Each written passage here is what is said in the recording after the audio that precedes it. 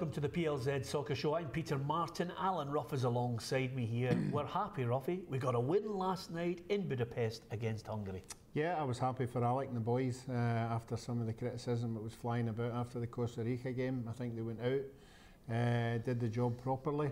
Another 2 or 3 guys stamped their authority on the game and obviously on Alec's mind. Yeah, a lot of good performances. Now listen, let's put it in perspective.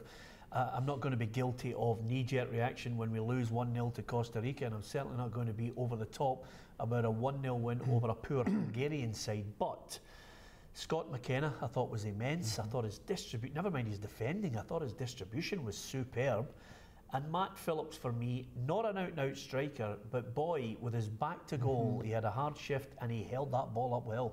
Yeah, the 3 you mentioned did particularly well. I was really impressed with Jack Henry for a young lad to come from Dundee to Celtic, not be a regular in the team. Okay, he's had a couple of games here and there, but to then throw on a Scotland jersey and put that kind of performance in says a lot about the guy. But for me, the 3 main men were McGinn, Armstrong and McGregor. I think we'd all talked about them.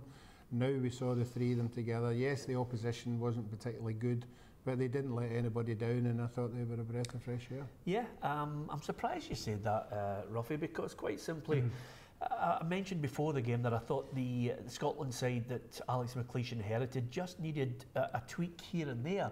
And the back line is where that tweak is needed. We've all known for many a moon that he's got good midfielders and quite a few of them. But I think the back line is where we wanted to see improvement. Suddenly, he looks as if he's solved the genetics problem that Gordon Strachan was pilloried for, because McKenna was towering in the air. He was a threat at set pieces going forward, but suddenly he comes out with that left peg. He can play passes on the deck, and then he can play something long in behind, the opposition defence. Yeah, I think of all the people that got the Scotland call up for me, McKenna was the one that I doubted whether he could make the transition from on loan to Ayr United last year in the Aberdeen side, his first full season in the team, and then stepping again up into a Scotland jersey. You know, it's a massive ask for any player at all, and he certainly, in the 2 games he's played, he hasn't let anybody down. Yeah, absolutely. And well, Jack Henry just seems to be taking everything in his stride. Andrew Robertson, I thought, was just a wee bit quiet last night, curtailed by Hungary. He'd obviously done their homework on him in his performances for Liverpool. Yeah, I mean, you have to do your homework. You know, you have to see our main man against Costa Rica was Andrew Robertson. The damage he was causing down that flank. Obviously, Hungary looked at that game and they identified that he was a danger man, and unfortunately for him, they doubled up on him. They made it difficult for him to get into the positions that he's good at. But other players thrived on that, you know, and particularly they 3 in midfield. I thought McGregor, again, not an absolute regular in Brendan Rodgers' team, particularly when he goes into Europe. Again, I think he's moved on to another level as well. And it's all looking good. Yeah, are you going to keep bashing the table every time you've got a point to make, by the way? The whole set's moving. I can't believe you. I'm just a wee bit excited, not over the top, you know, but after the criticism of last week, you know, which I thought was absolutely disgraceful, and the people who were at it know who they are, you know, and I would love to know the reasons why you would pillar a manager, you know, after 1 game in charge. Yes, well, it's poor journalism. Let's not beat about the bush. Some people who are looking to criticise him need to have a long, hard rethink here. It's 1 win, okay, they move on. There's 3 friendlies that they've got coming up before they hit the Nations League. Let's hope we can improve game by game. Let's hope, as you mentioned, and rightly so over the last couple of weeks, Ruffy, let's hope they can just unearth 1 or 2 people that suddenly are the mainstays of the side. I mean, I like John McGinn in the middle of the park. I think he takes a wee leaf out of Kenny Dalglish's book. He sticks his backside in too much. Dalglish used to do it to great effect, but he's strong. He won't be pushed off the ball. Likes a bit of needle. I just hope he doesn't pick up too many yellow cards, but he, for me, is a great inclusion in that side. Yeah, I think. I mean, it's only 2 games, but I think we're beginning to see at least 6 or 7 players in that side. I don't know if you'll agree with me, but I think the big boy McKenna's done enough. 6 or 7? Yeah, I would say. To take the place in the 11? Yeah, I would say McKenna's done enough. Right, there's 1.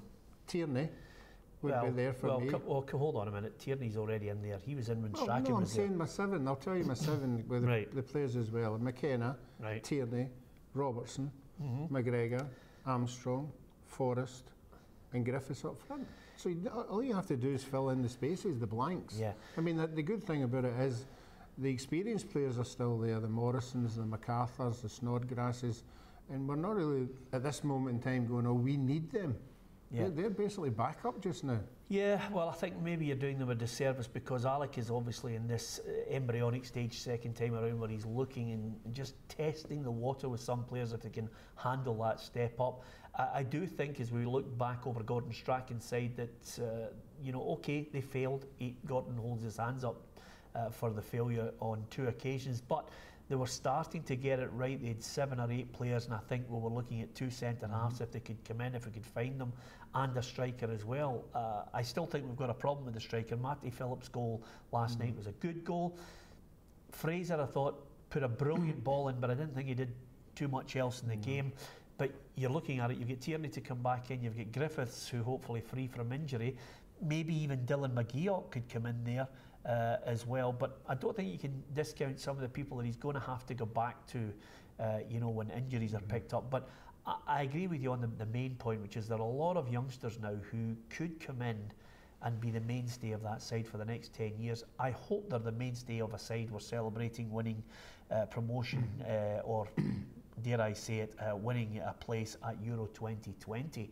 Qualification is the word I was looking for, Ruffy. So over and above that, the other good point in this one, as far as the match was concerned, we missed a penalty. Yeah, we did. And I know Charlie McGrew has got a reasonable record at penalties and free kicks down south. I just never ever get my head round a defender taking a penalty kick. Why not? Because I think there are strikers who are used to hitting the back of the net, there are midfielders who are used to hitting the back of the net regularly. Surely they must be confident enough to step up and hit a clean ball. I always feel... Well, hold on a minute, he scored 12 goals for Blackburn this season. This is his highest goals total ever. How much more confident can you get? He's got a better goal scoring record than anybody we've got playing midfield to front. Yeah, but I'm talking about penalty kicks. So your argument is looking thin. He scored more goals than anybody in the team. I said that before I started talking about it, but I still don't agree with it. I still think they're better strikers of the ball than a centre-half. Who? Well, obviously Griffiths wasn't playing. I'm sure Armstrong would be good enough to take it. Forrest's taking some then again. I just feel every time a centre-half comes up, when it comes to a penalty shootout anywhere, when I see a striker coming up, I feel a wee bit confident. I see a midfielder, and then you see the big centre-half coming up, and all of a sudden you just go like that. Oh, do you? What if you're in the team at Bayern Munich, you see Klaus Augenthaler going up to take a penalty kick? Do you start to panic? No, because he's a good player. I knew I'd get to the bottom of it sooner or later. Anyway, it's a good win. Give us your thoughts on it. I know Niall said, do you think Scott McKennan's a future Scotland captain? Niall, if I was you, I wouldn't get head up on captain season, who's going to be the captain. I think if we've got 7 or 8 leaders out there, then I think we'll be more than happy with that. And what about the goalkeeper, Ruffy? That's an interesting one for you. Who is the number one? Well, for me, it's McGregor. I think McGregor, I usually say, that if you're the number one goalkeeper and you're out, when you're fit again, you should walk back right in again. I think at international level, it's a wee bit different. There aren't that many games in a year, maybe 8 games in a year. So I think when you've got possession, as long as you're not letting anybody down, and certainly last night, Alan McGregor showed all the experience in the world. And I think he should maybe, he's 37 just now? Alan McGregor? 36, yeah. Is he 36? Maybe 37. So he's on 35 caps just now, so maybe if he plays the next 2 years, 16. So no, I would stick with him for a couple of years. Yeah. Just to give you an insight into it all, by the way, you'll see why he's laughing there. It's just basically because Ruffy doesn't want Craig Gordon to get more than 53 caps, because Ruffy has 53 caps, and Alan McGregor as the number one would certainly slow Craig down, but I know you're only joking. Yeah. Now listen, what about England? 1-1 against Italy. On many an occasion England would be happy with that, but Italy aren't going to the World Cup. This England side are going with, I wouldn't say great expectation. I think they've qualified as they always do, but they got a goal through Jamie Vardy, good quick thinking at the free kick.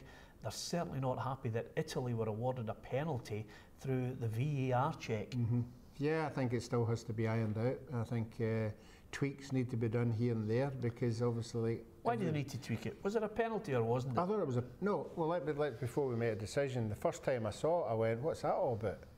And then they go to VAR, and then you see it once, you see it twice, then you see it and you go, well, there's a wee bit of contact there. Yeah. In this modern day, as soon as a player feels contact, he goes down and it's a penalty. So Italians are not any different from the English players. It will happen in their game as well, that somebody will be contacted and go down. Yeah, listen, I've got no problem with the fact that some people can go, what's happening? If somebody alerts the referee and the assistant to a situation where they think a foul has been committed, then go to VAR. That's what it's all about. The problem I have with that one last night is I thought it was, it was borderline. And that's what the great thing about this. We thought, I don't think we thought that it was going to be the be-all and end-all and it kills all pub arguments, but VAR is to help the referee get the right decisions, the ones that are clear and obvious. That's what Gareth Southgate was arguing. This wasn't clear and obvious. Even when you looked at it, I had to look at it for a third time to see that he'd actually put his boot on the other player's boot. I thought it was harsh on England. I can understand why Gareth Southgate is angry with that one, but it'll throw it up in the World Cup, certainly. Yeah, I think obviously it's FIFA doing that one. I think they've been at it a couple of years more than us. I think they'll be more into these kind of things that are going to happen, and obviously it's a big stage. They want to be seen to be having this kind of argument that we're having, or debate, because they want everything to run smoothly. But as long as the big decisions get called right, I don't mind what they do. Yeah, okay. You can give us your thoughts at PLZ Soccer on Twitter and facebook.com/PLZ Soccer. Just before we go on this international theme, what about some of the other results? 6-1 Spain against Argentina, albeit they didn't have a couple of key players, Messi, Aguero, but Spain thumped them. Yeah, they certainly did, and I thought Spain were beginning to get through a wee transitional period with a lot of their big players, the Xavis and Iniestas and all that, and I didn't know if there was enough coming through, but certainly... Iniesta's still playing. Yeah, no, but I mean, you think... Still looks as if he's good. You're thinking these guys are beginning to, hang up. But obviously Argentina, they don't get beat that often, but obviously, as we know, when they play over here in Europe, they only identify the players who are in the sort of area to come in. They don't drag anybody from South America to play this game. So that's a kind of a thin argument, because they didn't drag Messi or Aguero, and they play in Europe. Yeah, no, but they're here. I don't think they brought the South American guys over. No. I think. So you think they've got better players to call on? Yeah, I don't think if I was Argentina, I'd be worrying about that result. I hope they've got better players to call on the back line. They looked woeful. Full marks to Spain. Can you see them win the World Cup? No, Germany for me all along. You've picked Germany since about 1938. Yep. Because they're always there since 1938. They're always there or thereabouts. I mean, I would love to know, you're probably going to tell me the last time they never got to a quarter-final. Yeah. On a World Cup. Oh, that would be... Well, I'll tell you, I think the last time they never got to where they thought they should get to, they restructured their entire game. I mean, they just had a complete rethink about where they were. I think it was the Klinsmann era where they were actually rethinking things. In fact, I would go as far as to say it was after the 1990 World Cup, Ruffy. I think they reassessed things in 94 and then back into things in 98. I might be wrong. Someone undoubtedly will research that and fire up the exact year. But I do think the Germans had a complete restructure at one point because it wasn't going according to plan. But listen, they're strong, they're physical, they've got top draw players as well that can score goals. You wouldn't rule them out. I don't know, and I haven't decided yet. I'm going to look at quite a few of the other friendlies before I make my call. I'm not too sure it will be a Brazil either. They managed a slender win over Germany. France have got a lot of good players. It could be them. Pogba scored a lovely goal. Yeah, France will be up there as well. I think they'll maybe be second or third favourites. They certainly have got the strikers to hurt you in the midfield again. Their defence I'm a wee bit worried about there. Yeah. But certainly... Don't be worried about the defence, Ruffy. You're Scottish. Yeah, no, but I like to be entertained at the World Cup. I like to see good football, and they are... I mean, France are a very technically gifted country, so I think they'll bring something to the World Cup. Yeah, okay then. You can give us your thoughts on that. You can get all the latest news, European and world football. We focus on English and Scottish football as well on our website, www.plzsoccer.com. You can actually download the app, which will give you all the up-to-date news. PLZ app is on Google Play and in the App Store as well. Get onto that if you can. And you can also post video messages to us. Give us your thoughts on your favourite team or anything that's bugging you or making you happy. Hopefully you enjoyed our broadcast. Tune in every day, Monday to Friday. We'll be talking football on PLZ Soccer's Soccer Show. From Ruffy and myself, thanks for watching.